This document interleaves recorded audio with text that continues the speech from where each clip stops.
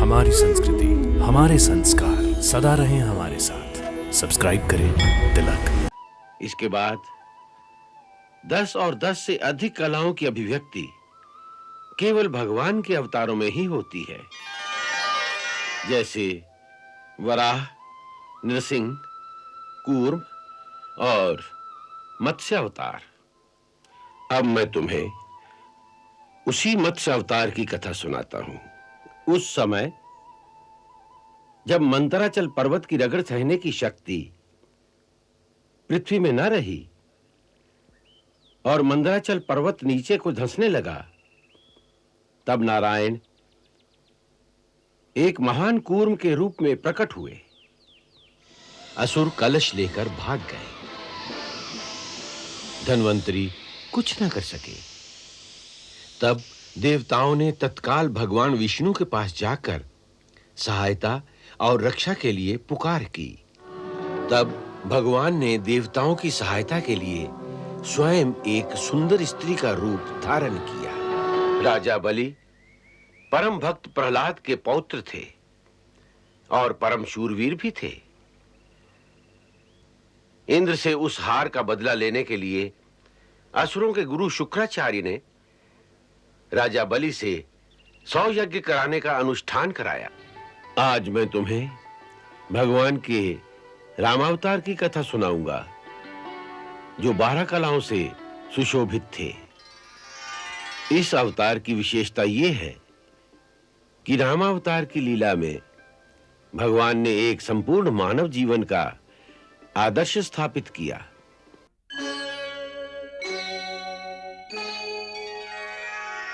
भगवान के वराह और नरसिंह रूप दोनों अवतारों को भगवान का आवेशावतार भी कहा जाता है।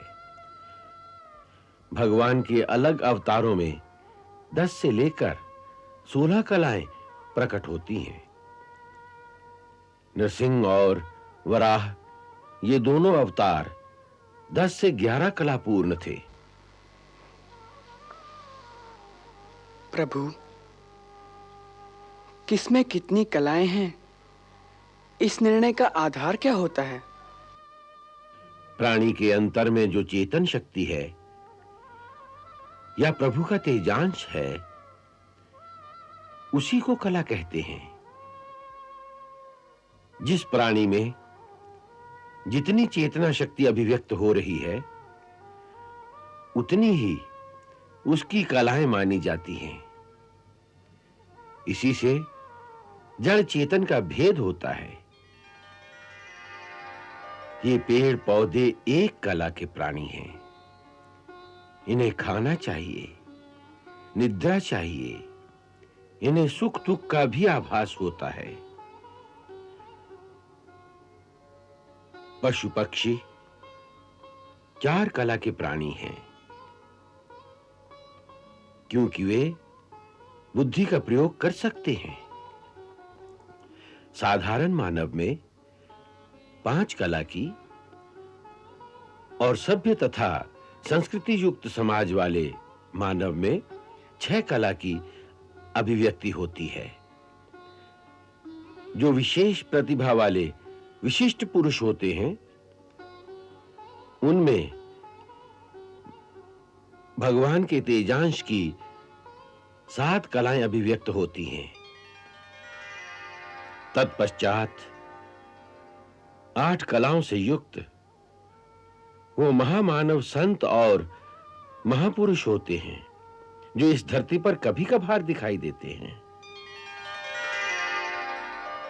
मनुष्य की देह 8 कलाओं से अधिक का तेज सहन नहीं कर सकती। 9 कला धारण करने के लिए दिव्य देह की आवश्यकता होती है। जैसे सप्तर्षिगण, मनु, देवता, प्रजापति, लोकपाल आदि।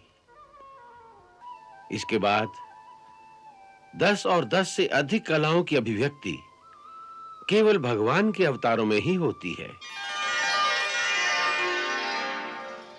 जैसे वराह, नृसिंह, कूर्म और मत्स्य अवतार। उनको आवेशावतार भी कहते हैं और उनमें प्रायः 10 से 11 कलाओं का आविर्भाव होता है। अब मैं तुम्हें उसी मत्स्य अवतार की कथा सुनाता हूं।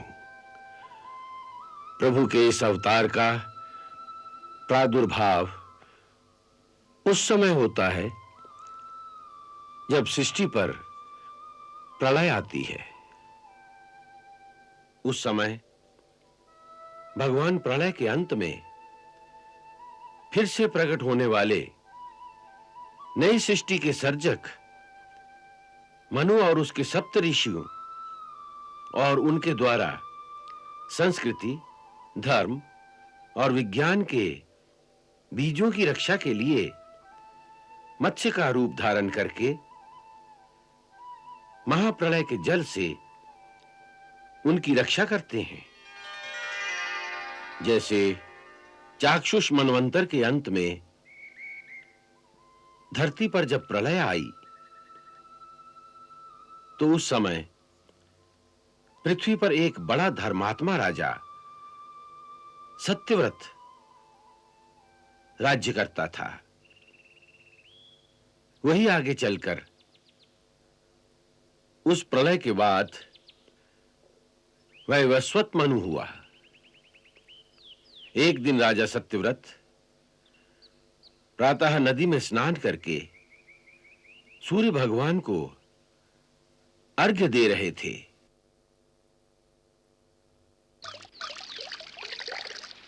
ओम सूर्य देवाय नमः।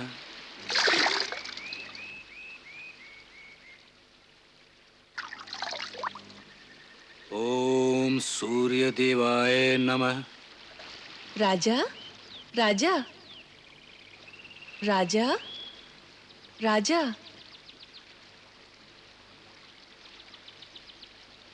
ये आवाज किसकी है?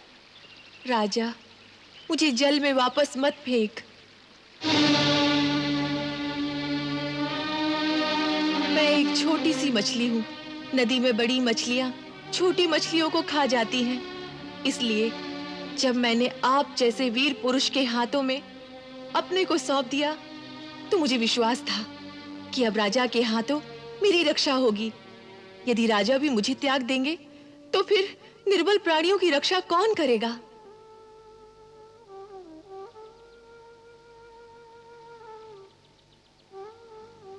तुम चिंता ना करो मत्स्य, अब तुम्हें कोई भय नहीं। तुम हमारे राजमहल में रहोगी। वहां मेरे लिए स्थान होगा? स्थान? राजा सत्यव्रत के राजमहल में तुम जैसे क्षुद्र जीव के लिए स्थान की बात करती हो? वहां तो एक नगर समा सकता है। शायद तुमने कभी राजमहल देखा ही नहीं। चलो, आज हमारे राजमहल को भी देख लो। चलो।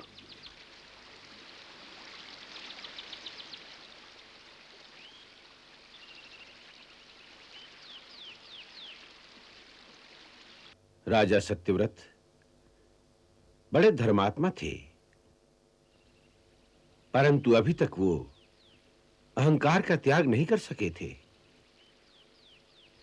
इसीलिए उन्होंने उस बोलने वाली मछली को क्षुद्र जीव कहा। राजा ने अपने राजमहल में एक सोने के पात्र में उस मछली को रखने का प्रबंध कर दिया।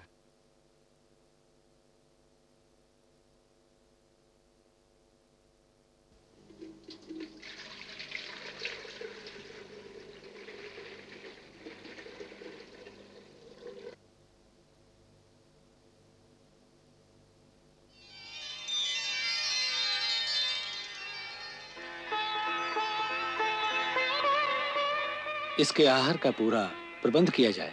जो आज्ञा महाराज।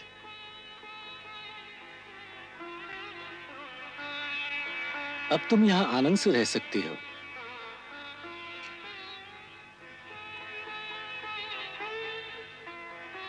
राजा, राजा, मेरी सहायता करो, मेरी सहायता करो राजा।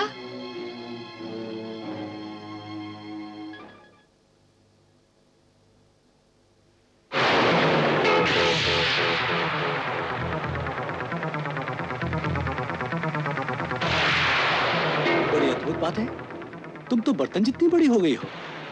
राजा, मुझे कोई बड़ा स्थल दो ना। अच्छी बात है। प्रहरी, इन्हें किसी बड़े बर्तन में रख दो।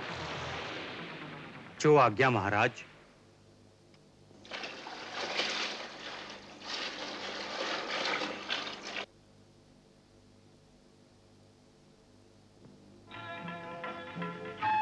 अब तुम यहां परमानंद से रहो।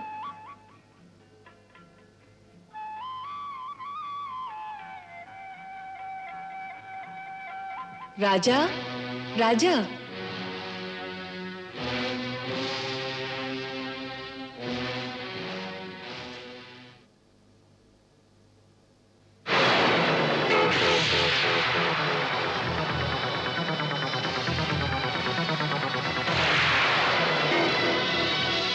राजन, ये पात्र भी मेरे लिए पर्याप्त नहीं है।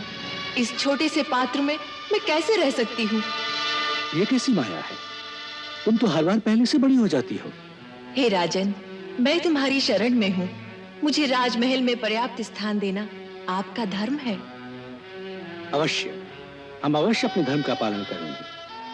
प्रहरी, इन्हें किसी और बड़े बर्तन में रख दो। जो आज्ञा महाराज।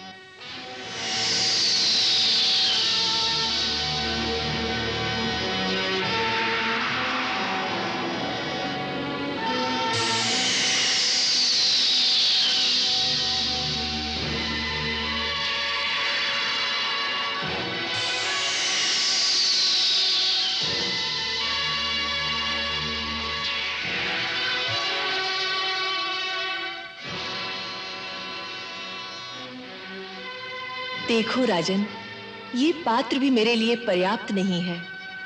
आप कोई अलौकिक जीव हैं। इतनी शीघ्रता से बढ़ती ही चली जा रही हैं। राजन, ये तो मेरा स्वभाव है। बढ़ने पर आती हूँ तो रुकती ही नहीं। परंतु आप क्यों चिंता करते हैं? आपका राजमहल तो बहुत बड़ा है ना? बड़ा था, परंतु आपने उसे छोटा कर दिया है। मैं समझ गया कि मैंने आपको क्षुद्र जीव कहा था। सो आपने मेरे अहंकार को तोड़ने के लिए ये लीला रची है। अवश्य आप कोई दिव्य आत्मा है। हे मत्सराज, आपने हमें जो शिक्षा दी है उसके लिए मैं आपका धन्यवाद करता हूं। अब मुझे अपने इस राजमहल का कोई दम नहीं रहा। चलिए, मैं आपको एक विशाल नदी में पहुंचा आता हूं। अच्छी बात है राजन, वही मेरे लिए उचित होगा।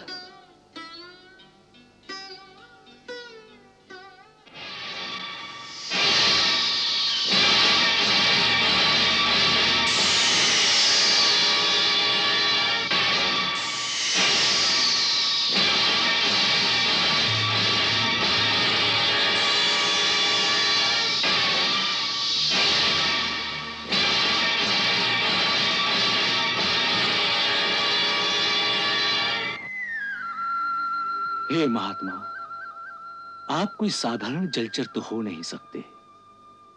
सच सच बताइए कि आप कौन हैं और ये मत्स्य का रूप धारण करके अपनी माया से हमें क्यों भरमा रहे हैं?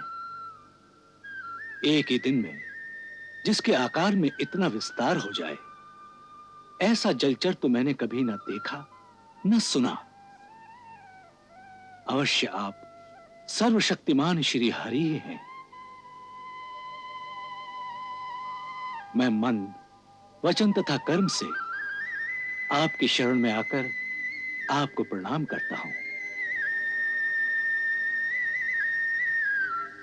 हे प्रभु, मुझे अपने अलौकिक रूप के साक्षात दर्शन देने की कृपा कर। उनके शुद्ध विनीत भाव से प्रभु प्रसन्न हो गए और उनके सामने अपने चतुर्भुज रूप में प्रकट हो गए।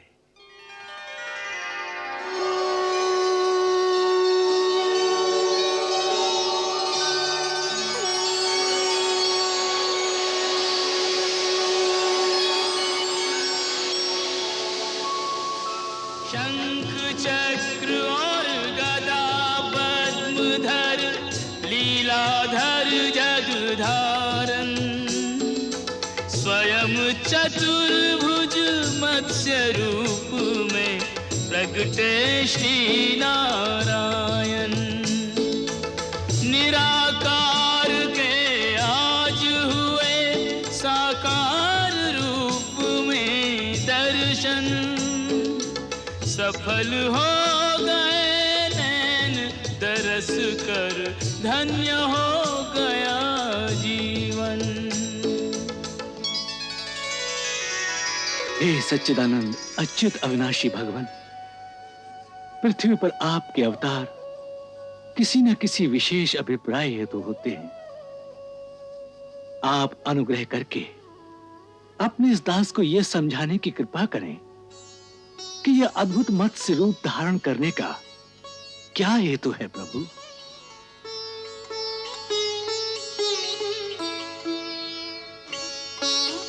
सत्यव्रत, आज से 7वें दिन भूलोक आदि तीनों लोक प्रलय के समुद्र में डूब जाएंगे।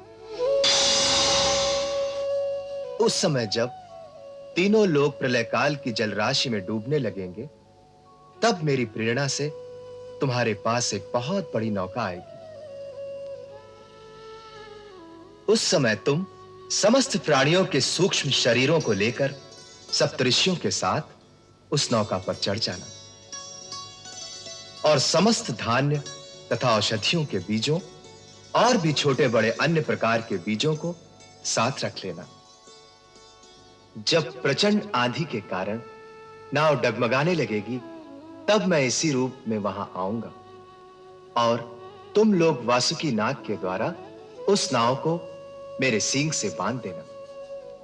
सत्यव्रत, इसके बाद जब तक ब्रह्मा जी की रात रहेगी, तब तक मैं ऋषियों के साथ तुम्हें उस नाव में बैठाकर उसे खींचता हुआ समुद्र में विचरण करूंगा। उस समय जब तुम प्रश्न करोगे, तब मैं तुम्हें उपदेश दूंगा। मेरे अनुग्रह से मेरी वास्तविक महिमा, जिसका नाम पर ब्रह्म है, तुम्हारे हृदय में प्रकट हो जाएगी और तुम उसे ठीक ठीक जान लोगे। फिर जब ब्रह्मा जी का नया दिन उदय होगा और प्रलय समाप्त होगी, तो तुम वैवस्वत मनु के रूप में एक मनवंतर तक सृष्टि का संचालन करोगे।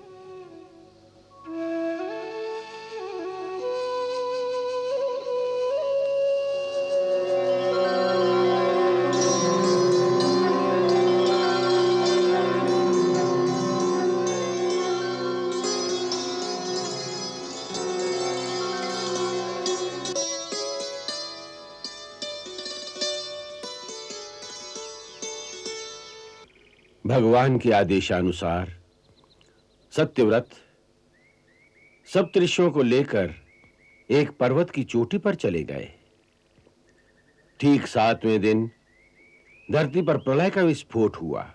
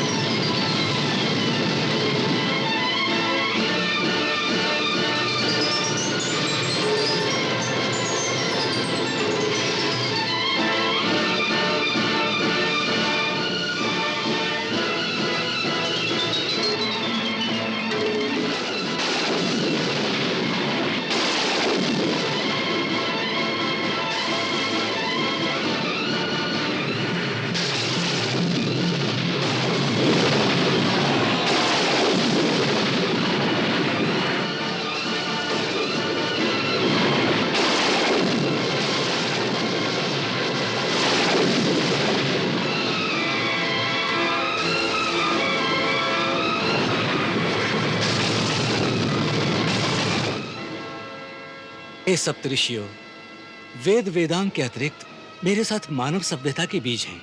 इस समय संपूर्ण सृष्टि विनाश को प्राप्त हो गई है। कभी उचित अवसर और अनुकूल परिस्थिति आने पर इन सृष्टि बीजों द्वारा हम पुनः जीवन और संस्कृति का प्रसार कर सकेंगे।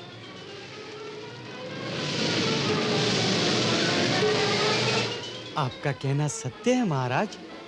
अब आप सभी लोग निश्चिंत होकर भगवान श्री विष्णु का स्मरण कीजिए। वह शीघ्र ही हमारी सहायता करेंगे, ऐसा मेरा विश्वास है।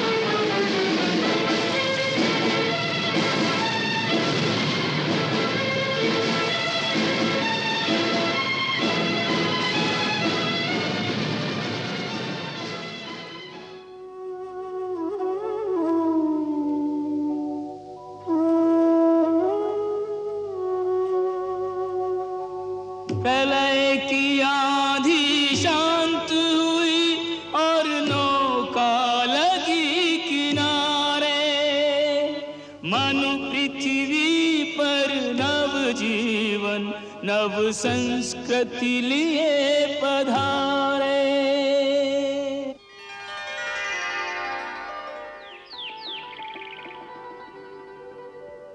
प्रलय काल में समुद्र के नीचे विचरण करते हुए मत्स्य भगवान ने जो ब्रह्म उपदेश वैवस्वत मनु और सप्तऋषियों को दिया, उसका वर्णन मत्स्य पुराण में मिलता है।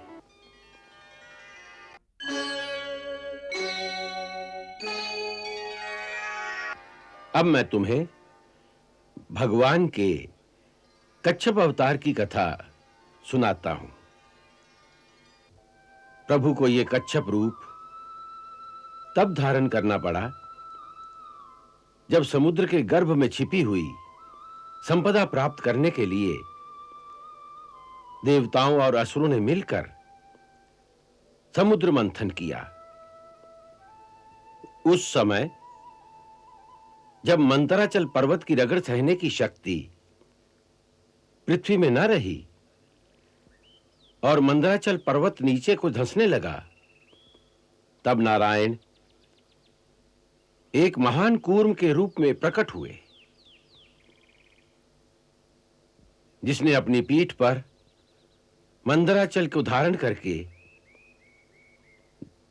देवताओं को अमृत प्राप्त करने में सहायता की। वास्तव में देवासुर संग्राम के पश्चात देवताओं की शक्ति क्षीण हो गई थी।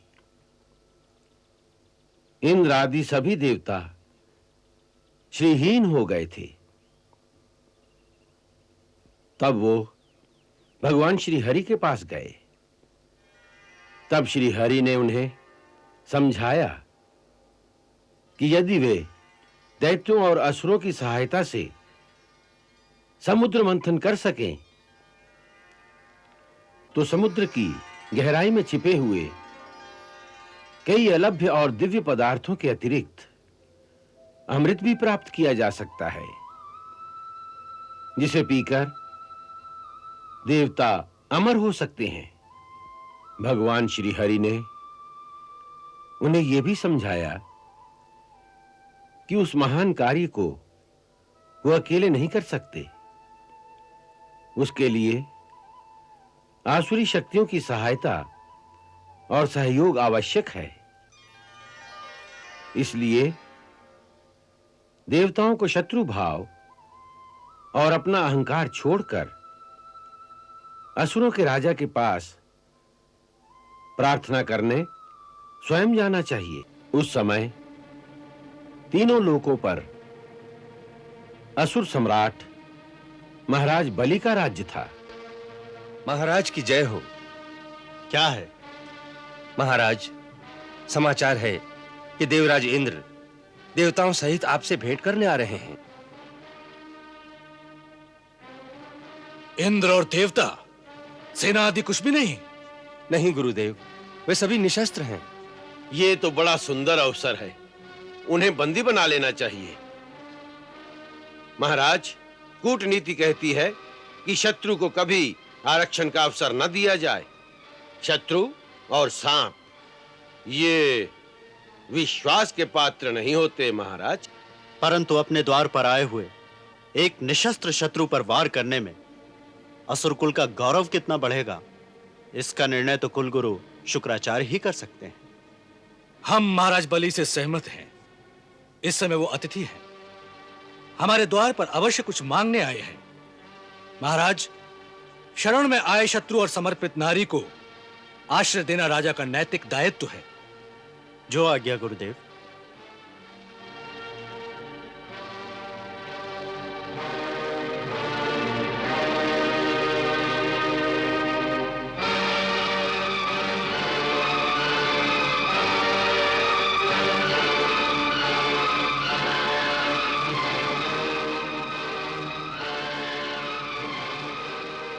मैं असुरराज विरोचन सुत बलि देवराज इंद्र का उपस्थित सभी देवगणों सहित स्वागत करता हूं।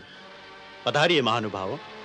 महाराज बलि, हम आपके पास अत्यंत गंभीर विषय पर चर्चा करने के लिए यहां उपस्थित हुए हैं।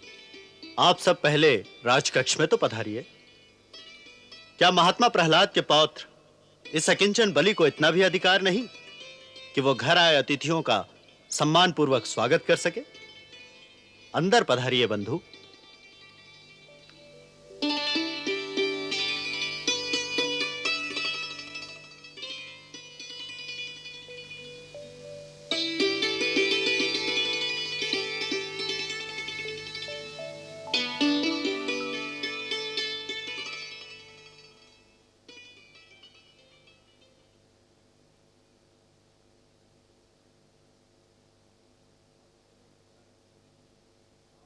अब कहिए देवराज इंद्र, आपने किस प्रयोजन से हमारे यहां पधारने की अनुकंपा की है? हे विरोचन पुत्र महाराज बलि, पृथ्वी की वानस्पतिक संपदा के अतिरिक्त समुद्र में भी अकूट विशदा समाई हुई है। इसमें असंख्य मणिमाणिक्य और बहुमूल्य रत्न आदि छिपे हुए हैं। इसमें अनेक दुर्लभ औषधियां भी सम्मिलित हैं तथा और भी अनेक प्रकार के बहुमूल्य पदार्थ इसके गर्भ में डूबे हुए हैं। हम सब चाहते हैं कि असुरों के सहयोग से समुद्र मंथन करके उन सारे दिव्य पदार्थों को जल से बाहर निकाला जाए। इस सारी निधि को प्राप्त करना अकेले न हमारे लिए संभव है न आपके लिए। यदि हम दोनों की शक्ति आपस में मिल जाए तो यह असंभव कार्य भी संभव हो सकता है। यह योजना अवश्य आपके गुरुदेव बृहस्पति ने बनाई होगी। जी आचार्य। समुद्र से यह सब कुछ प्राप्त तो अवश्य किया जा सकता है, परंतु उसे बांटा कैसे जाए, उसके बारे में तुम्हारे गुरुदेव क्या कहते हैं? उसका निर्णय तो उन्होंने आप पर छोड़ रखा है। बड़े उदार हो गए बृहस्पति। वो आपका बहुत आदर करते हैं। उन्होंने कहा है कि आपका निर्णय सर्वदा न्यायपूर्ण होता है।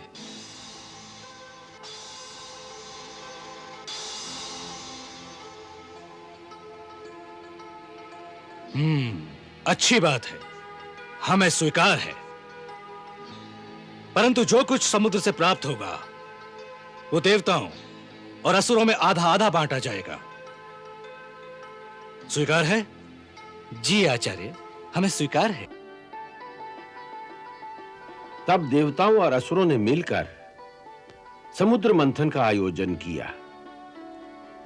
इसके लिए मंदराचल पर्वत को मथानी बनाकर वासुकी नाग की नेति बनाई गई, जिसे एक ओर से देव और एक ओर से दानव खींच रहे थे।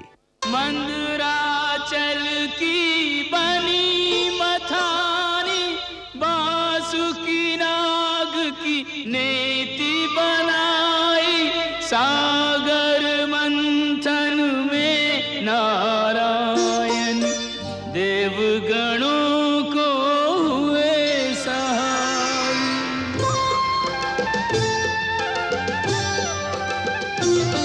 प्रारंभ हुआ सागर मंथन, सागर मंथन, प्रारंभ हुआ सागर मंथन, सागर मंथन।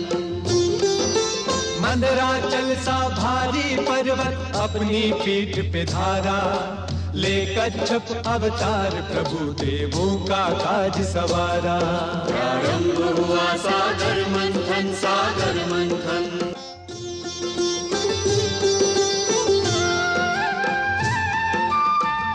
सिंधु से निकला उग्र हलाहल, तीनों लोक में मच गई हलचल।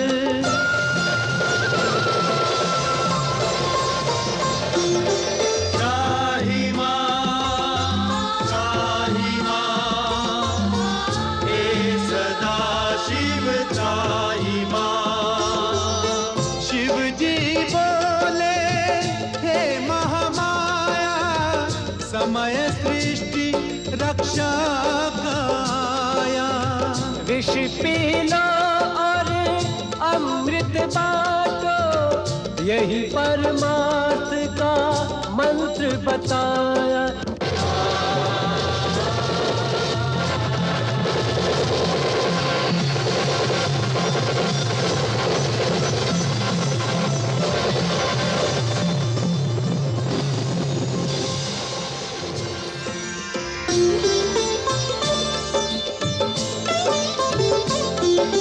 जग कल्याण हेतु शिव जी पी गए हलाहल सारा।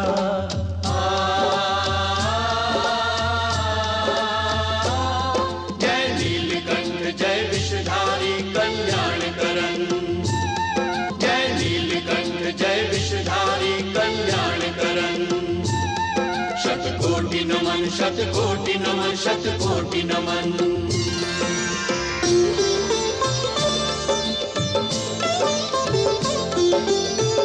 कल्प वृक्ष कौस्तुभ मणि निकले, उच्च श्रवा ऐरावत निकले।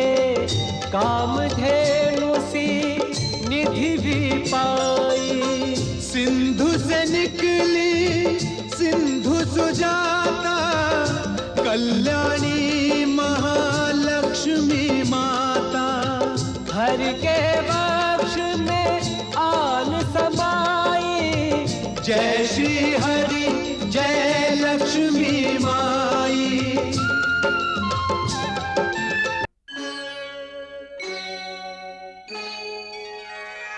तो विपरीत शक्तियों ने जब मिलकर चरण बढ़ाया,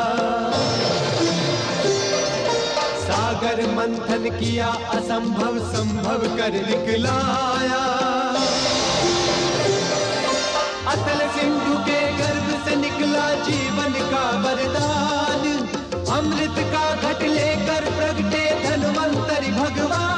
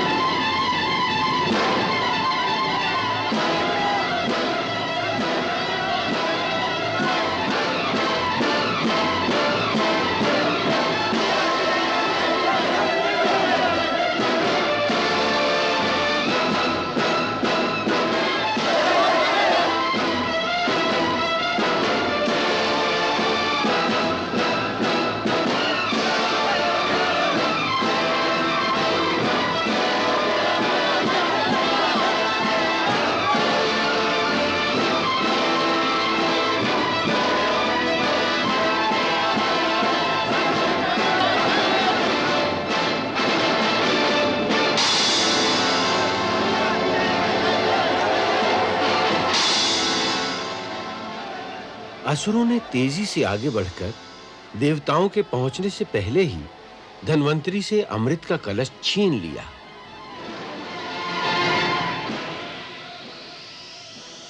असुर कलश लेकर भाग गए। धन्वंतरी कुछ न कर सके। तब देवताओं ने तत्काल भगवान विष्णु के पास जाकर सहायता और रक्षा के लिए पुकार की।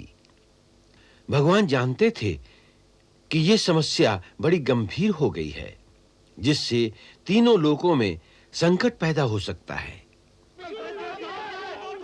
उधर असुर आपस में ही लड़ झगड़ रहे थे कि पहले अमृत कौन पिएगा। देवगण, अमृत अभी तक सुरक्षित है।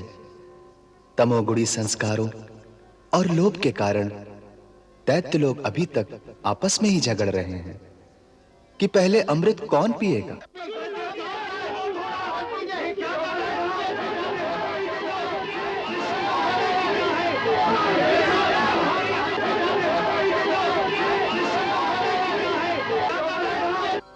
आप चिंता ना करें, हमें अमृत जैसे दिव्य पदार्थ को उनके हाथों से अवश्य बचाना है, क्योंकि तामसी और आसुरी शक्तियां अमृत पीकर अमर हो गईं, तो सृष्टि में व्यभिचार और अनाचार भी अमर हो जाएंगे। धर्म शक्तिहीन हो जाएगा। यह बड़ी संकट की घड़ी है। इसलिए धर्म की रक्षा के लिए, धर्म को विनाश से बचाने के लिए हमारा स्वयं आना परम आवश्यक हो गया है। तब भगवान ने देवताओं की सहायता के लिए स्वयं एक सुंदर स्त्री का रूप धारण किया।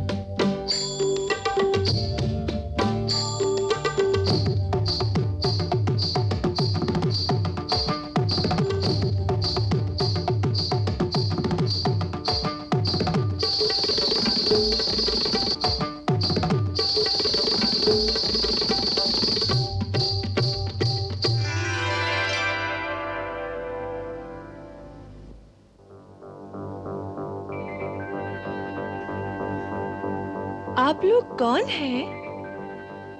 इस प्रकार आपस में क्यों कलह कर रहे हैं? देवी, हमने समुद्र मंथन करके अमृत प्राप्त किया है।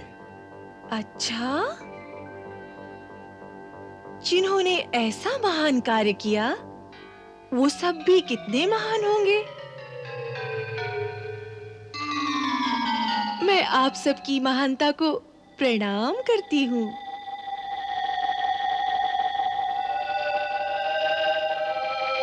ऐसा महान कार्य करने वाले महापुरुषों की सभा में फिर ये कलह का कोलाहल क्यों? अमृत की प्राप्ति के लिए हम सबने परिश्रम किया था, परंतु इन असुरों ने हमारे भाग का अमृत ही छीन लिया। जिसके पास शक्ति होगी वही तो छीन सकता है। परंतु शक्ति तो न्याय का तराजू नहीं होती। तो फिर शक्ति का क्या लाभ? शक्ति तो न्याय की रक्षा के लिए होती है। न्याय का मापदंड तो धर्म के द्वारा होता है। आप कौन से कुल के हैं? अवश्य ही कोई नीच कुल होगा जो न्याय और धर्म की इतनी भी व्याख्या नहीं जानते। देवी, हमारा कुल नीच नहीं, हम महर्षि कश्यप की संतान हैं। महर्षि कश्यप की संतान? और ऐसी अधर्मी, छी छी छी। परंतु हे सुंदरी, तुम कौन हो जो हम पर इस प्रकार वाक्यों के कटाक्ष चला रही हो? तुमने मुझे सुंदरी कहा, तो सुनो। जो सुंदरी होती है उसे शब्दों के द्वारा कटाक्ष की आवश्यकता नहीं होती। वो तो केवल भ्रुकुटी मात्र हिला दे तो आधा जगत मदहोश हो जाता है। केवल नयनों की चितवन से बड़े-बड़े सूरमाओं और शूरवीरों को परास्त कर देती है। तो पग चल के दिखा दे तो झांझर की झनकार मात्र सुनकर बड़ी-बड़ी सेनाएं घुटने टेक देती हैं। समझी? अब मेरा नाम भी सुन लो, मोहिनी। सत्य है मनमोहिनी? नहीं, जगमोहिनी। यही सत्य है। मैं ही जगमोहिनी हूँ। जगत के प्रत्येक प्राणी को मोहना ही मेरा काम है।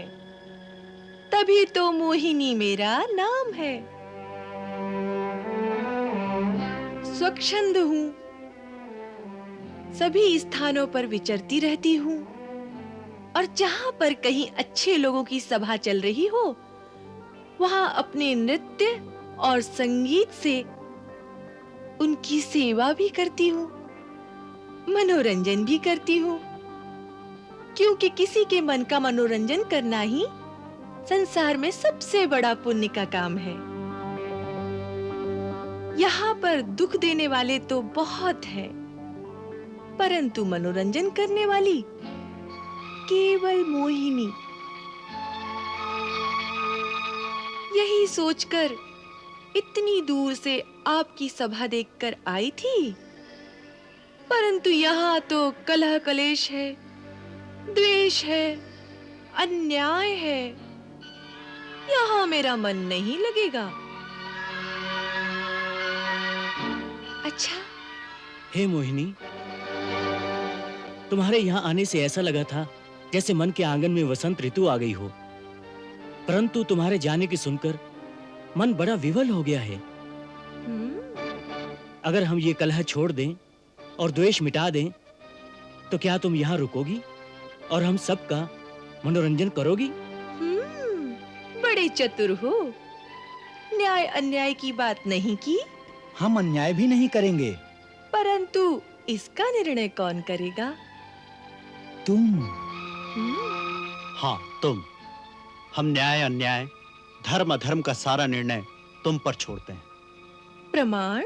प्रमाण तो ये है, ये है अमृत कलश, जिसे चाहे पिला दो, जिसे चाहे प्यासा मार डालो।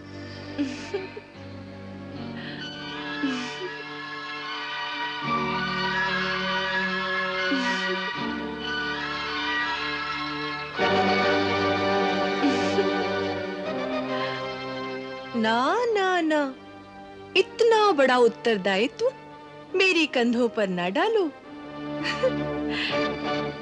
मेरे कंधे बड़े कोमल हैं, मेरा मन बड़ा चंचल है।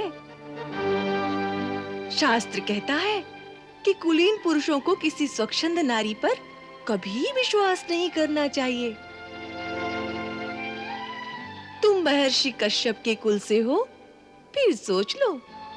देवी, बड़े से बड़ा कुलीन, बड़े से बड़ा शूरवीर, बड़े से बड़ा महात्मा और बड़े से बड़ा योगी जब किसी सुंदरी के नयन बाण से घायल होकर घुटने टेक देता है, तो वो अपना धर्म, अपना कुल, अपनी वीरता, अपनी तपस्या, सब कुछ उसकी ठोकरों में डाल देता है।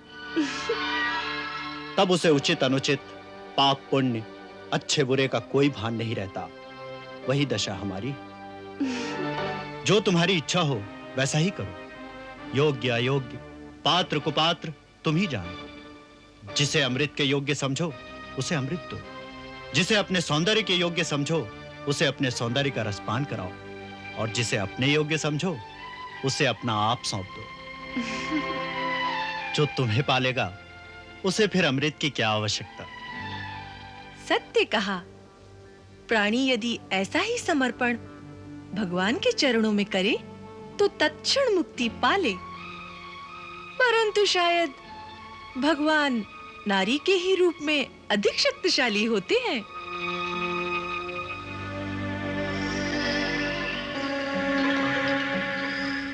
अच्छी बात है, अब मैं ही न्याय करूंगी।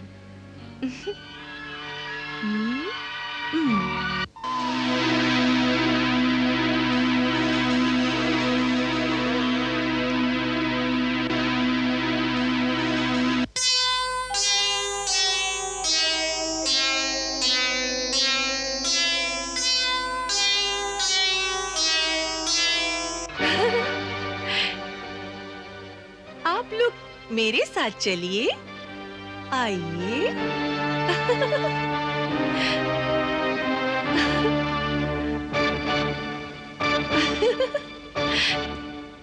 आइए, आइए ना। आइए, देवता इस ओर और दानव इस ओर। विराजिए, विराजिए ना। देवता इस ओर, दानव इस ओर। पंक्तिबद्ध होकर बैठ जाएं।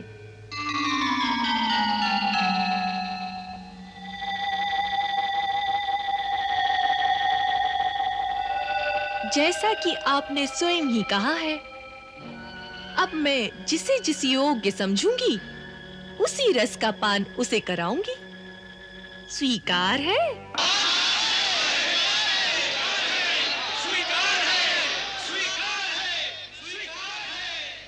परंतु नृत्य के साथ। हाँ, नृत्य के साथ।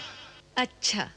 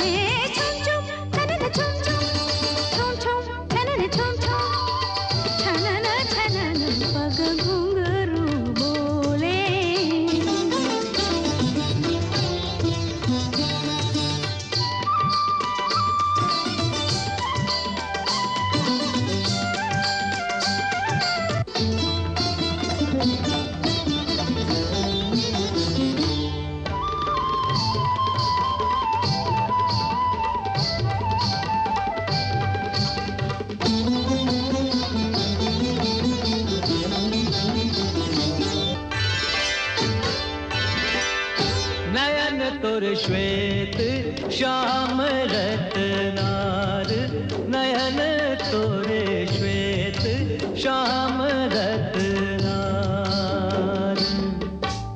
जियत मरत झुकी झुकी परत, जियत मरत झुकी झुकी परत। जी चितवत जुबान, नयन तोरे, नयन तोरे। नयन मोरे श्वेत श्याम रत्नार, नयन मोरे श्वेत श्याम रत्नार।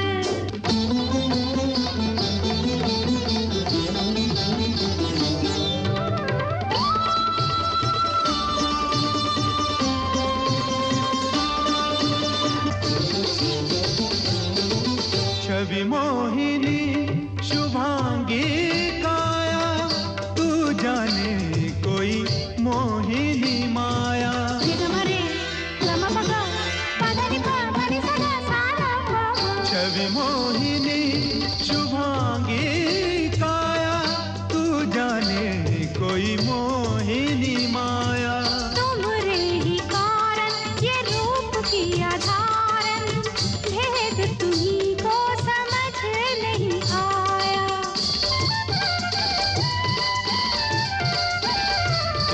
मीठे बैन,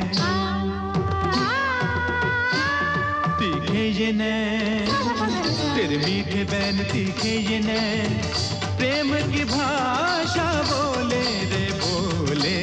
छुम छनन छुम, छुम छुम छनन छुम, छनन छनन पग घुंघरू बोले, छनन छनन पग घुंघरू बोले।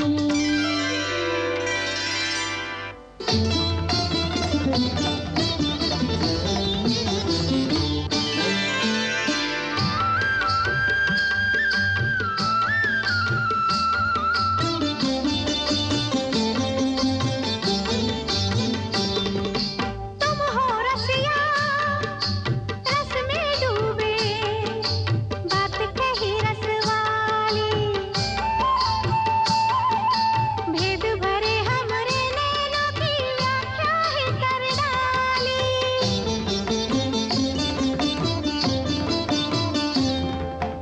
ये दो नैना करते तीनों लोकों की रखवाली, सृष्टि में आ जाए प्रलय कभी आएगा इनमें लाली।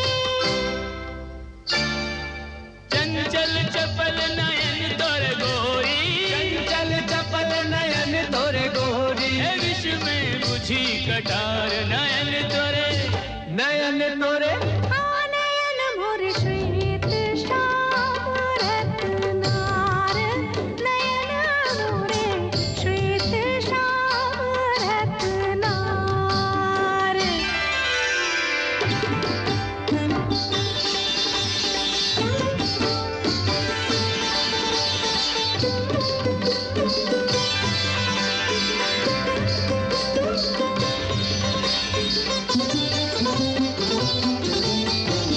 घट से किसी को, घूंघट से किसी को, प्रेम सुधा रस दे दे सभी को। सुर भी प्यारे, असुर भी प्यारे, तुम भी हमारे, वो भी हमारे।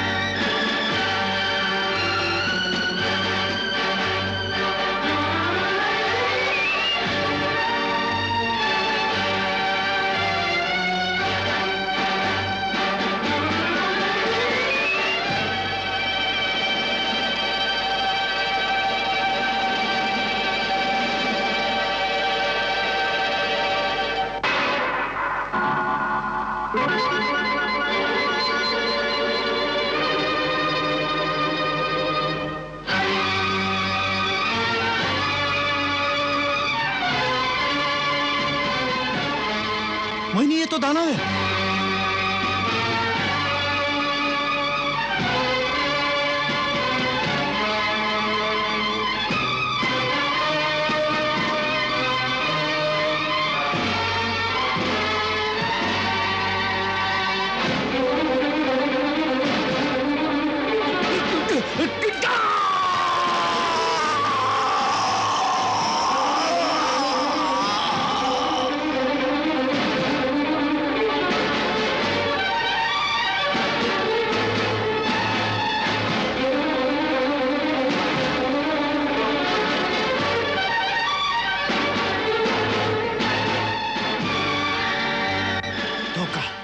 हमारे साथ धोखा हुआ है।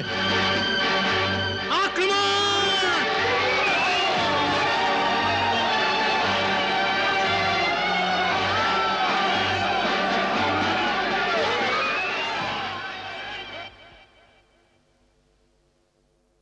तत्पश्चात देवता और असुरों में वो भयानक युद्ध छिड़ गया जिसे पुराणों में देवासुर संग्राम कहा जाता है। अमृत पीकर देवता बलवान हो चुके थे, इसलिए अंत में इंद्र के हाथों स्वयं महाराज बलि भी मारे गए।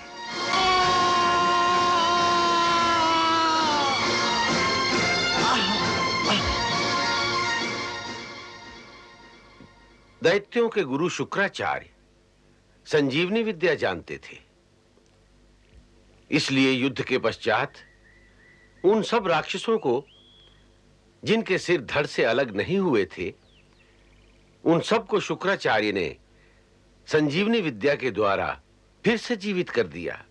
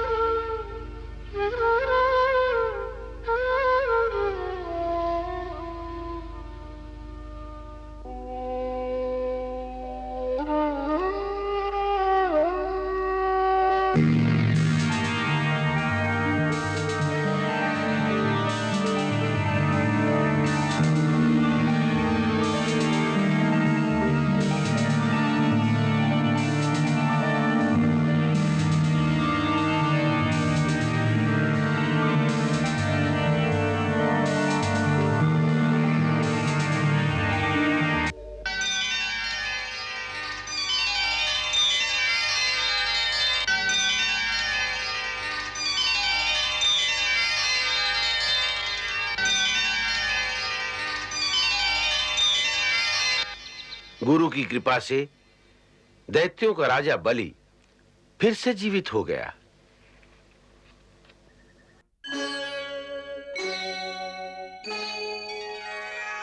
राजा बलि परम भक्त प्रहलाद के पौत्र थे और परम शूरवीर भी थे।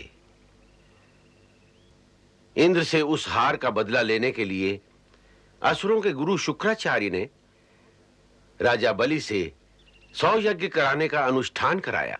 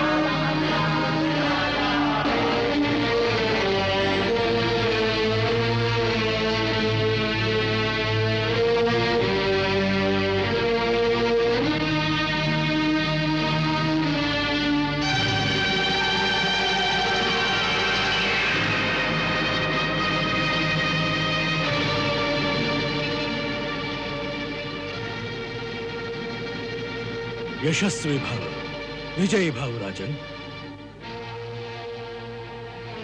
राजन, आपको बधाई हो कि आपका 99वां यज्ञ भी पूर्ण हो गया। यह सब आपकी कृपा से संभव हो सका है गुरुदेव। अब केवल एक यज्ञ रह गया है।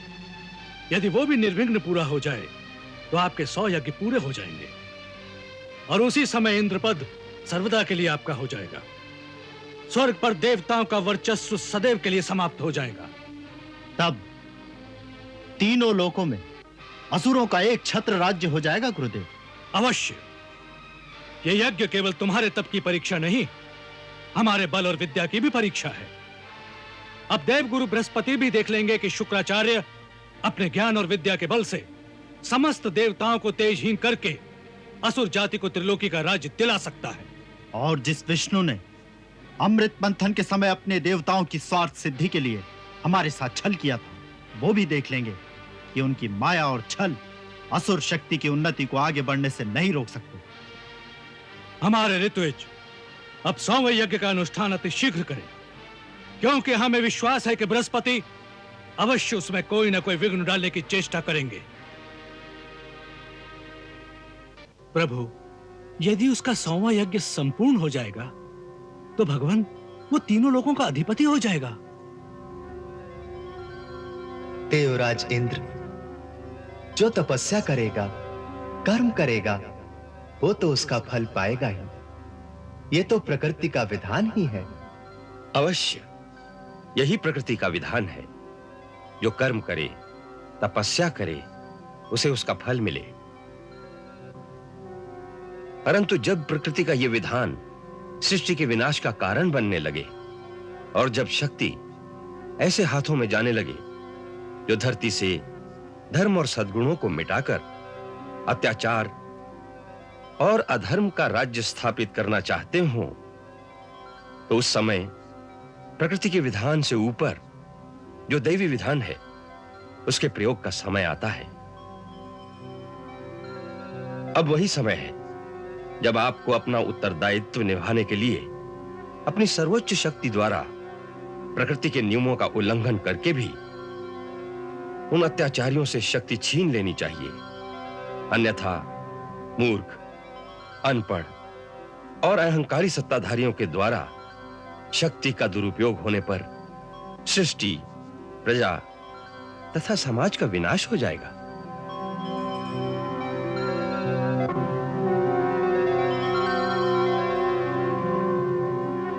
आपका वचन सत्य है देवगुरु।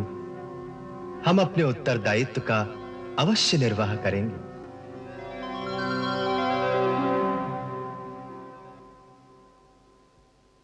सृष्टि में शक्ति संतुलन बनाए रखने के लिए और देवताओं की रक्षा के लिए भगवान वामन रूप में अवतार लेकर राजा बलि की यज्ञशाला में उस समय पहुंचे जब उसका 100वां यज्ञ आरंभ होने वाला था।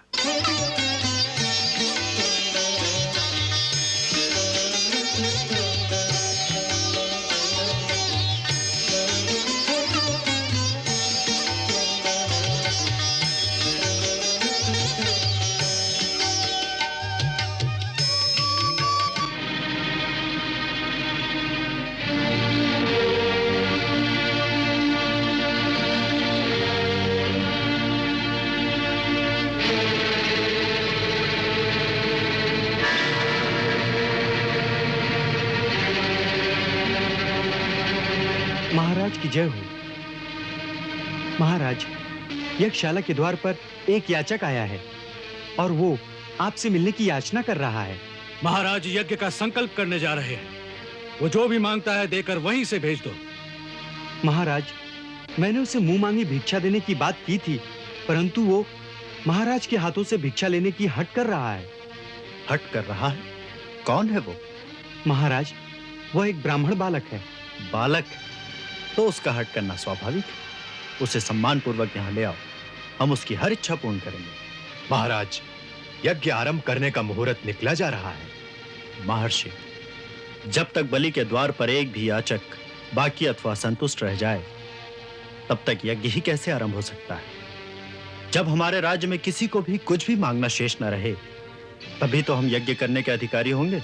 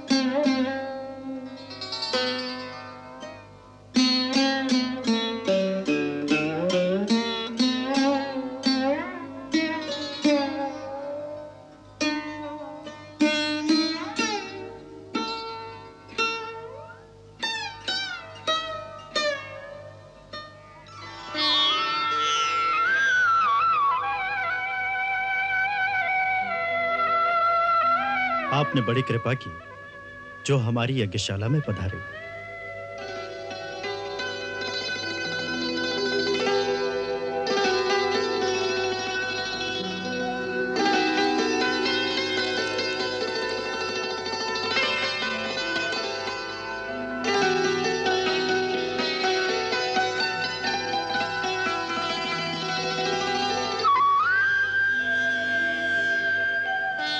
आपके इन नन्हे नन्हे चरणों और उनके धुवन से यहाँ की धरती पवित्र हो गई।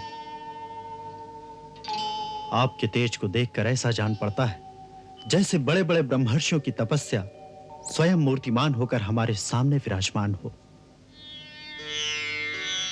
अब आप आज्ञा कीजिए, हम आपकी क्या सेवा करें? राजन, हम आपके द्वार पर एक याचना लेकर आए हैं। हे ब्रह्मचारी, आपकी जो इच्छा हो मांग लीजिए, मैं उसे अवश्य पूरी करूंगा। गाय, सोना, मणि, माणिक, बड़ा घर, संपत्तियों से भरे हुए गांव, हाथी, घोड़े, रथ, जो इच्छा हो मांग लीजिए। हम वचन देते हैं आपकी हर इच्छा पूर्ण करेंगे।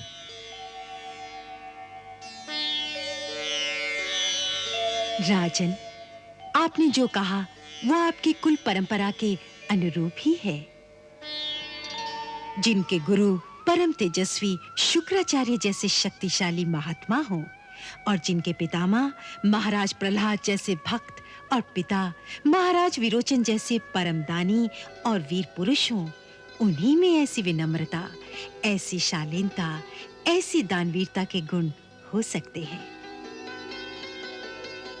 हे असुराज, मैं जानता हूं कि आप सारे जगत के स्वामी हैं। तीनों लोकों में ऐसी कोई वस्तु नहीं जिसे आप ना दे सकते हो। परंतु शास्त्र कहता है कि विद्वान ब्राह्मण को उतना ही दान स्वीकार करना चाहिए जितनी उसे आवश्यकता हो।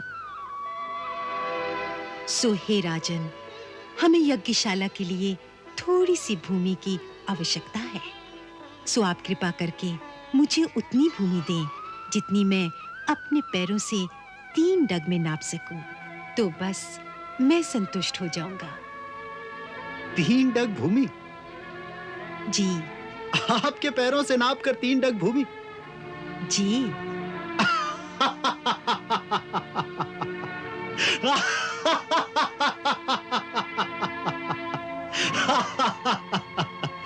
ब्राह्मण कुमार, बातें तो बूढ़ों जैसी करते हो, परंतु बुद्धि बालकों जैसी ही है।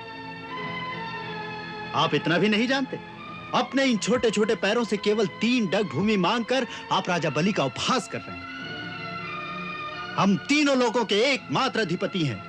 हम सप्तद्वीप नवखंड आपके चरणों में समर्पित कर सकते हैं। हमसे इतना मांग लो कि जीवन में दोबारा किसी और से मांगने की आवश्यकता ना पड़े। हमारे सामर्थ्य अनुसार मांगो ताकि तुम्हारी सब कामनाएं पूर्ण हो जाएं। संसार में सब कामनाएं किसकी पूरी होती हैं राजन? मनुष्य जितना पाता है उतनी ही उसकी तृष्णा बढ़ती जाती है। आपके पास सारी धरती है, उससे क्या आपकी कामनाएं तृप्त हो गई हैं? नहीं, आपको अब स्वर्ग का अधिपति बनने का लोभ है। सो लालसा और लोभ जितना बढ़ाओ उतने ही बढ़ते जाते हैं। शांति मिलती है केवल संतोष से। इंद्रियों और कामनाओं को वश में रखकर जो संतोषी होगा वही जीवन में तृप्त और आनंदमय होगा। सो हे राजन, मैं आपकी दानवीरता का सम्मान करते हुए अपने लिए केवल 3 पग धरती मांगता हूं।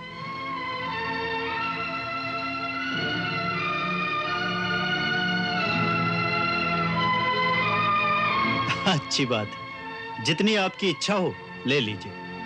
तो मंत्रबद्ध होकर दान का संकल्प करिए।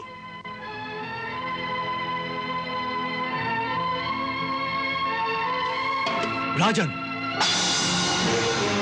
ये आप क्या करने जा रहे हैं? जिन्हें आप सामान्य बटुक कुमार समझकर 3 पग धरती दान करने जा रहे हैं, वो देवताओं का काम बनाने के लिए अदिति के गर्भ से जन्म लेने वाले स्वयं अविनाशी भगवान विष्णु हैं। ये 3 पग धरती में तुम्हारा समस्त ऐश्वर्य, राज्य, वैभव सभी कुछ प्राप्त कर लेंगे और इंद्र को दे देंगे। ये दैत्य जाति पर बहुत बड़ा अन्याय होगा। सुनो राजन, ये विश्व रूप विराट पुरुष एक पग में पृथ्वी और दूसरे पग में स्वर्ग को नाप लेंगे, तब तीसरे पग को आप कहां स्थान देंगे? अपना वचन पालन न करने के पाप से आप नरकगामी बन जाएंगे। और वैसे भी आपको अपनी संपत्ति से केवल 5वां भाग ही दान करने का अधिकार है, क्योंकि शास्त्र कहता है कि मनुष्य अपने धन को 5 भागों में बांट दे, एक धर्म के लिए, एक यश के लिए और एक धन की अभिवृद्धि के लिए व्यापार में लगा दे। एक भोगों के लिए रखे और एक स्वजनों की सहायता करने में लगाए। विद्वान लोग उस दान की प्रशंसा नहीं करते जिसके पश्चात जीवन निर्वाह करने के लिए कुछ बचे ही नहीं। इसलिए मैं कहता हूं कि अभी आपने दान का संकल्प नहीं किया। इस प्रकार की मूर्खता करने से आपका सारा प्रभुत्व नष्ट हो जाएगा। इसलिए ऐसा प्रमाद न करें सुरेश्वर, अन्यथा जिस फल को पाने के लिए मैं आपसे 100 यज्ञ करा रहा हूं, वो सारा फल तो ये ब्राह्मण छल से ले जाएगा।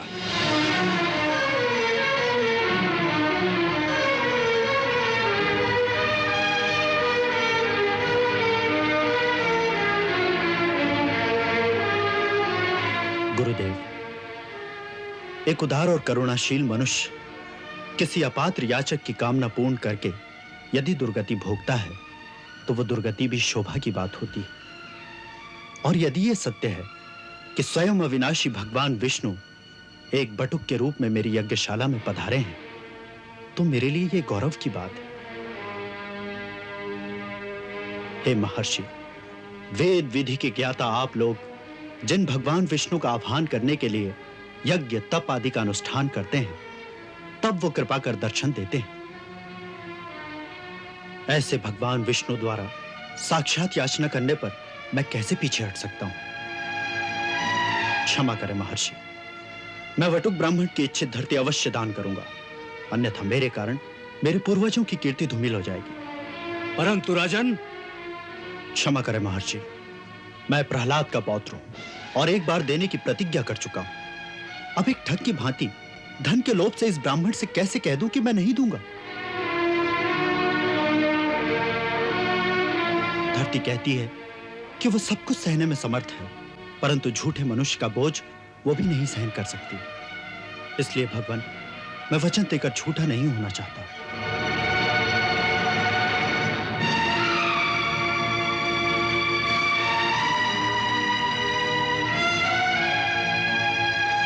अरे मूर्ख, है तो तू अज्ञानी, परंतु स्वयं को बहुत बड़ा पंडित मानता है। तू मेरा अपमान कर रहा है। तूने मेरी आज्ञा का उल्लंघन किया है, इसलिए मैं तुझे श्राप देता हूं कि तू शीघ्र ही अपनी लक्ष्मी खो बैठेगा।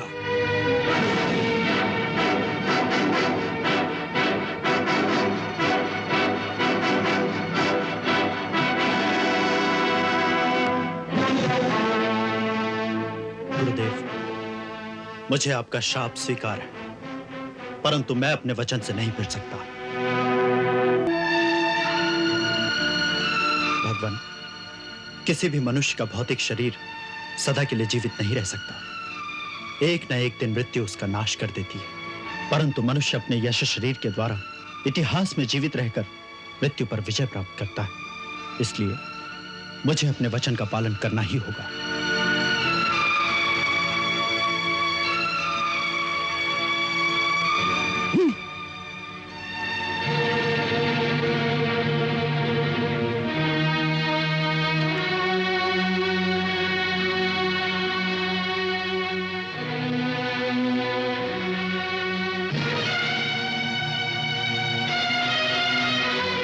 श्री विष्णु श्री विष्णु श्री विष्णु श्रीमद् भगवतो महापुरुषस्य विष्णुराज्ञया प्रवर्तमानस्य अद्य ब्रह्मणो प्रथम पराद्ये श्री श्वेतवारा कल्पे वैवस्वत मनवंतरे अष्टाविंशततमे युगे। मैं महात्मा प्रहलाद का पौत्र और महाराज विरोचन का पुत्र बलि प्रतिज्ञाबद्ध होकर संकल्प करता हूं कि ब्राह्मण पुत्र वामन के इच्छित 3 पग धरती दान करता हूं।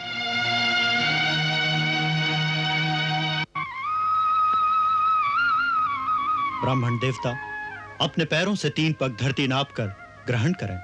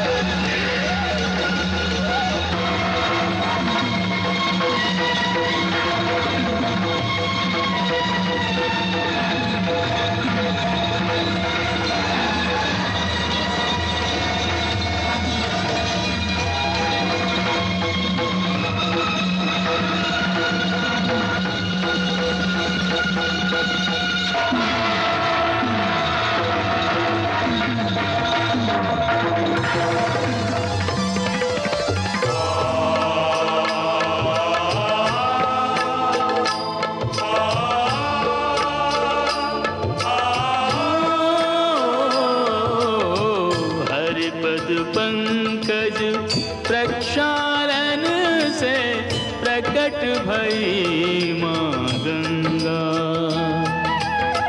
पापनाशिनी अमृत सलीला ममतामयी मां गंगा। जय जय जय मां गंगा।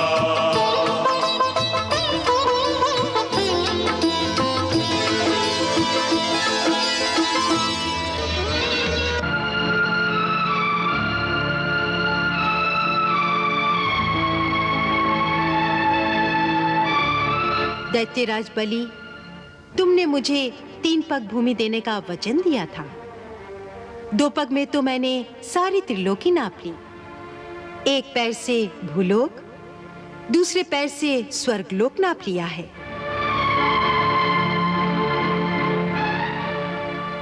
इस प्रकार तुम्हारा सब कुछ मेरा हो चुका है, परंतु अभी तुम्हारी प्रतिज्ञा पूरी नहीं हुई है,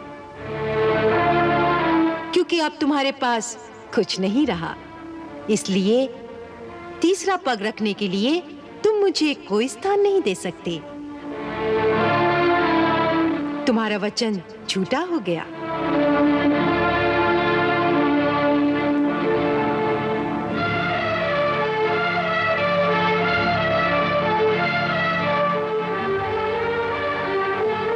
नहीं भगवान, मैं अपने वचन को सत्य करके दिखाता हूं। आप अपना तीसरा पैर मेरे सर पर रखिए।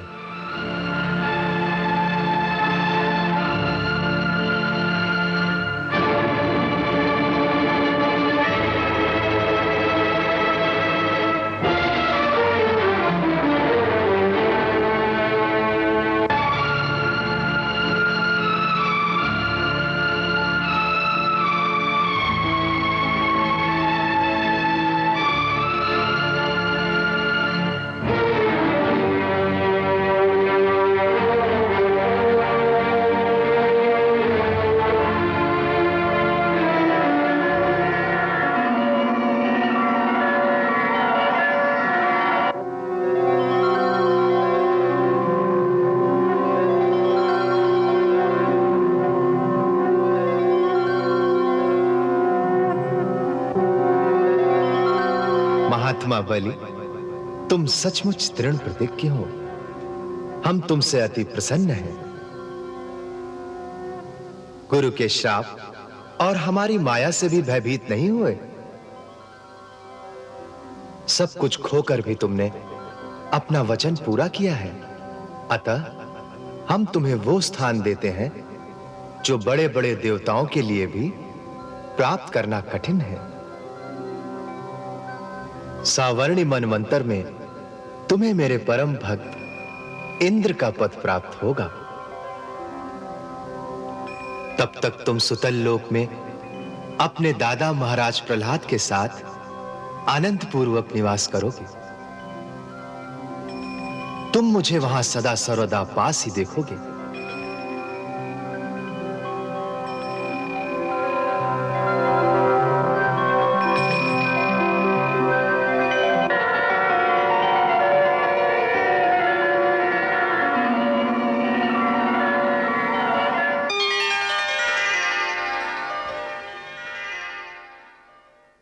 गुरुदेव, भगवान तो सर्वशक्तिमान है। वो चाहें तो केवल संकल्प मात्र से ही दुष्टों का नाश कर सकते हैं। फिर उन्हें इस प्रकार धरती पर स्वयं आने की क्या आवश्यकता है? तुमने सत्य ही कहा कि भगवान पूर्ण शक्तिशाली हैं। वो चाहे तो केवल संकल्प मात्र से ही समस्त दुष्टों का नाश कर सकते हैं। फिर भी वो धर्म की रक्षा और अपने भक्तों को संकट से बचाने के लिए स्वयं धरती पर क्यों पधारते हैं? इसकी आवश्यकता क्या है? इन प्रश्नों का एक ही उत्तर है। कि उनकी इन लीलाओं को देखकर संसार के हर प्राणी के दिल में यह विश्वास दृढ़ हो जाता है कि उसका कोई रखवाला है जो उसे हर संकट से बचा सकता है। यही विश्वास प्राणी को अपने धर्म पर दृढ़ रहने की शक्ति देता है। यही है भगवान की अवतार लीला का मुख्य उद्देश्य और यही है उनकी लीलाओं को सुनने सुनाने का मुख्य प्रयोजन।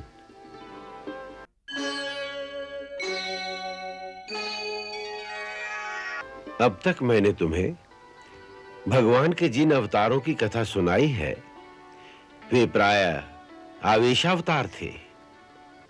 वे 10 और 11 कलाओं से सुशोभित थे। आज मैं तुम्हें भगवान के रामावतार की कथा सुनाऊंगा जो 12 कलाओं से सुशोभित थे।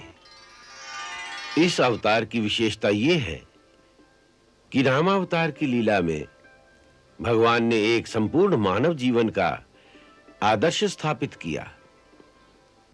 जिस समय श्री राम का अवतार हुआ उसी काल में श्री परशुराम जी भी इस धरती पर उपस्थित थे।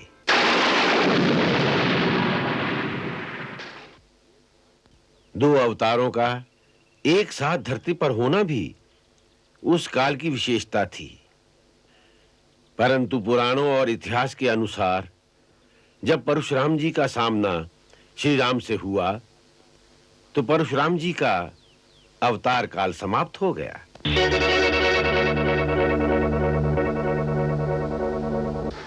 परशुराम,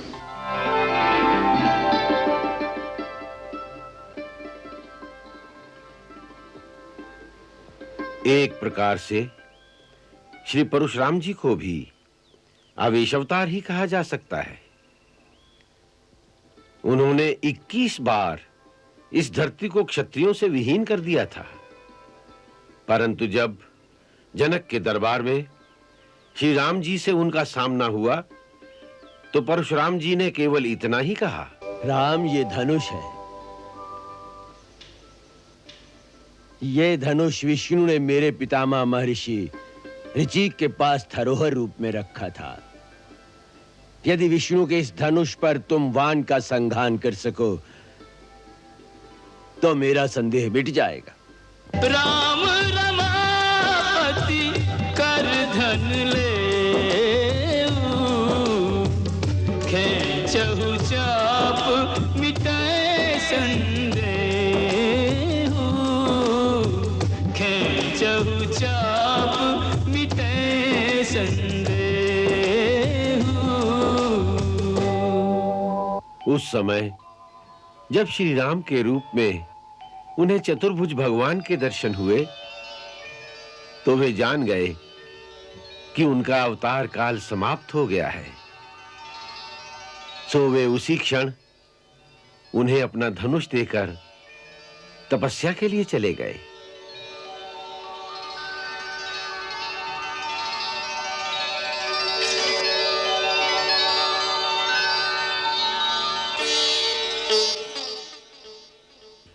आज मैं तुम्हें भगवान के रामावतार की कथा सुनाऊंगा।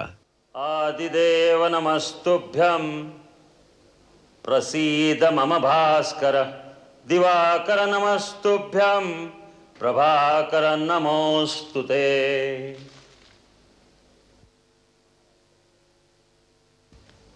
महाराज दशरथ, आज सूर्य देवता उत्तरायण में प्रवेश कर रहे हैं।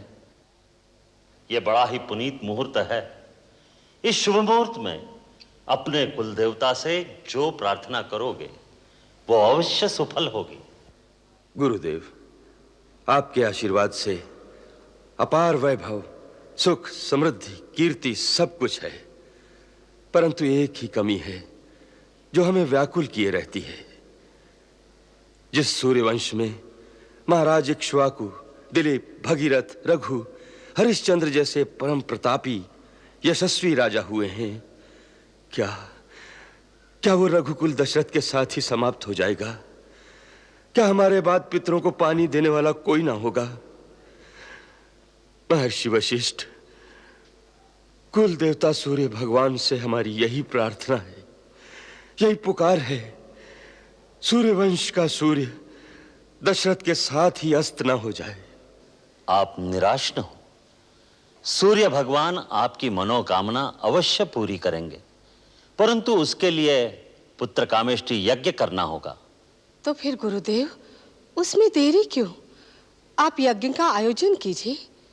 परंतु देवी, हम वो यज्ञ नहीं करा सकते। आप नहीं कराएंगे तो और कौन कराएगा? अथर्ववेद के पूर्ण ज्ञाता ऋषशृंग मुनि इसके विशेषज्ञ हैं। ये यज्ञ उन्हीं के द्वारा संपन्न होना चाहिए। तो फिर उन्हें बुलवाइए गुरुदेव और यज्ञ का अनुष्ठान कीजिए। नहीं देवी कैकेयी, उसके लिए तो महाराज को स्वयं उनके पास जाकर प्रार्थना करनी चाहिए। गुरुदेव, मैं आज ही उनके पास जाने के लिए तैयार हूं।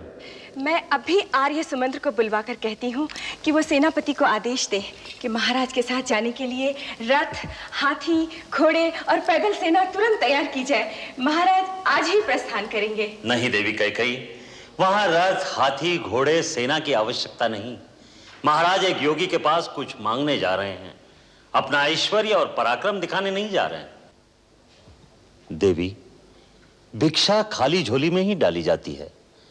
एक महात्मा के पास अपना वैभव दिखाने जाओगे तो सोने चांदी की चमक दमक और अहंकार ही लेकर आओगे। आपने सत्य कहा गुरुदेव। ऋष्यशृंग मुनि के द्वार पर राजा दशरथ नहीं, भिक्षुक दशरथ नंगे पांव जाएगा। आशीर्वाद दीजिए। तुम्हारी मनोकामना सुफल होगी राजन।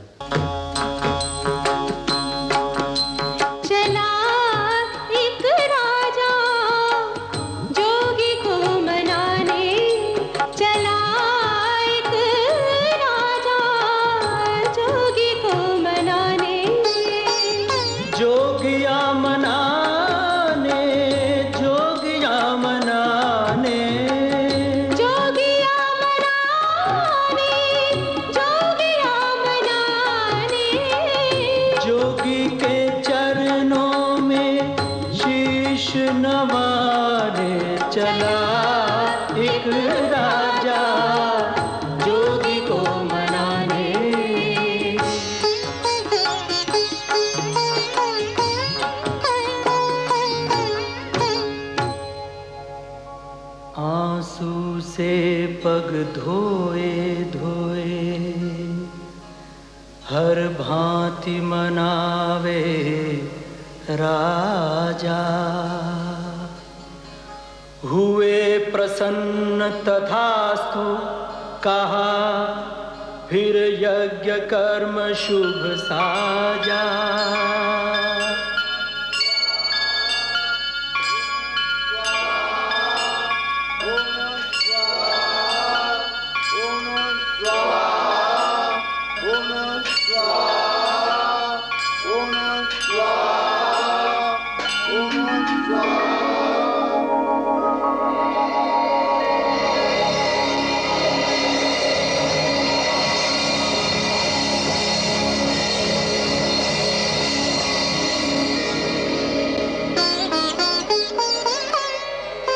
अग्निदेव फिर प्रकट भये, एक पात्र खीर का लेकर।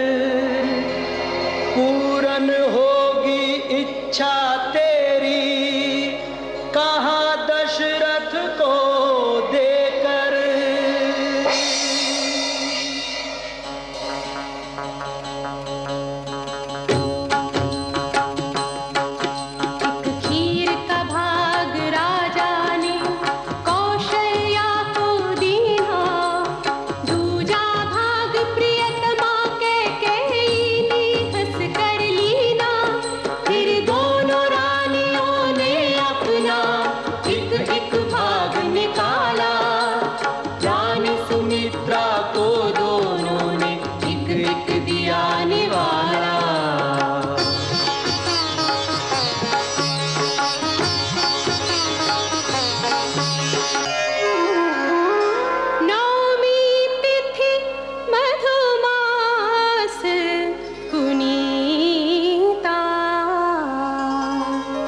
शुक्ल पक्ष अभिजित हरि प्रीता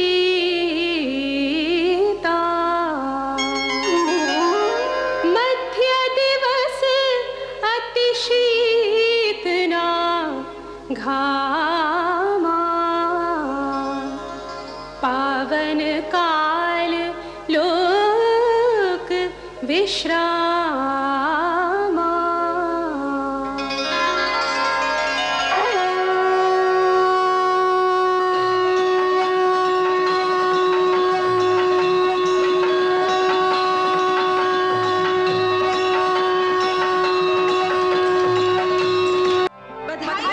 बधाई हो महाराज, बधाई हो महाराज। महारानी कौशल्या ने पुत्र को जन्म दिया है। बधाई हो महाराज।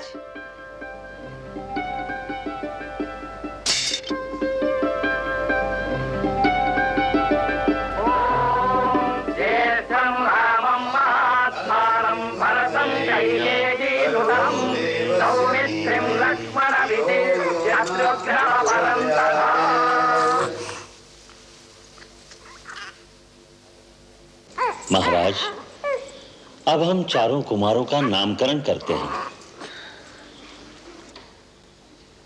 कौशल्या नंदन का नाम केवल 2 अक्षर का, किंतु इतना महान कि अनंत ब्रह्मांड उसमें समा जाए। अखिल विश्व को आनंद देने वाले सुखधाम का नाम राम।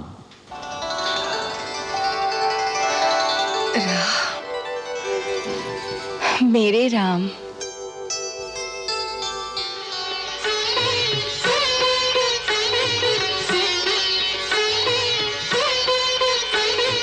ठुमक चलत रामचंद्र, ठुमक चलत रामचंद्र, बाजत पैजनिया। ठुमक चलत रामचंद्र, बाजत पैजनिया। ठुमक चलत रामचंद्र।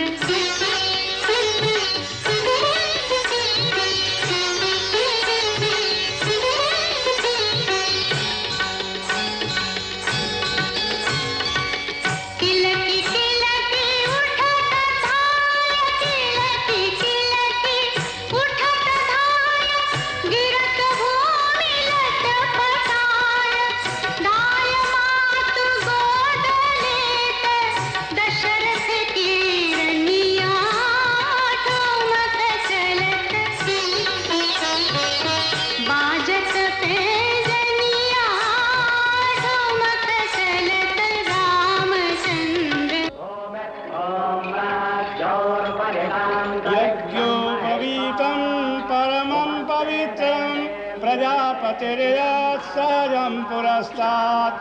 आयुष्मग्वं प्रतिमं च शुभ्रं यज्ञोपवीतं बलमस्तु तेजा। यज्ञोपवीतं परमं पवित्रं प्रजापतिर्यात् सहजं पुरस्तात्। आयुष्मग्वं प्रतिमं च शुभ्रं यज्ञोपवीतं बलमस्तु तेजः। भिक्षां देहि भवति भिक्षां देहि माता भिक्षां देहि।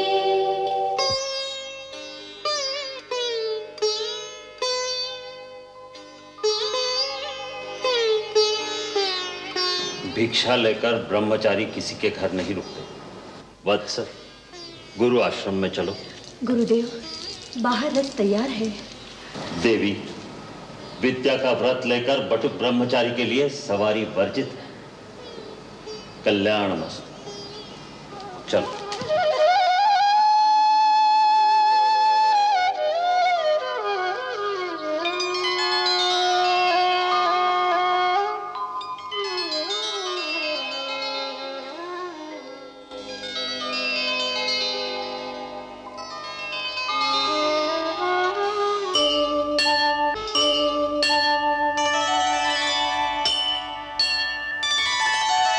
या कुन्देन्दु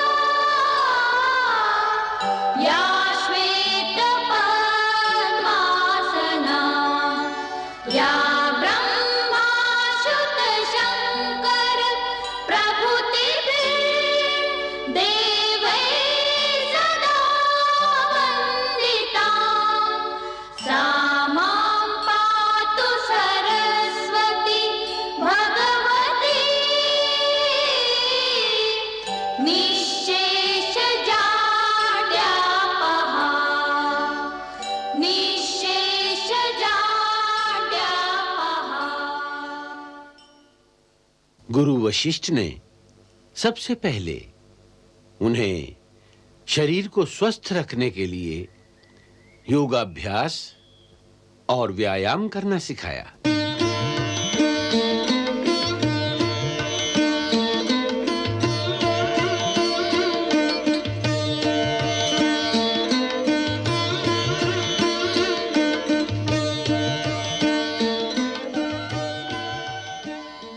गुरुकुल की शिक्षा यही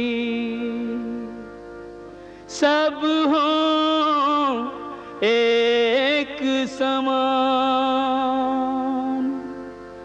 प्रथम धर्म तो कर्म है, जीवन कर्म प्रधान। जीवन कर्म प्रधान।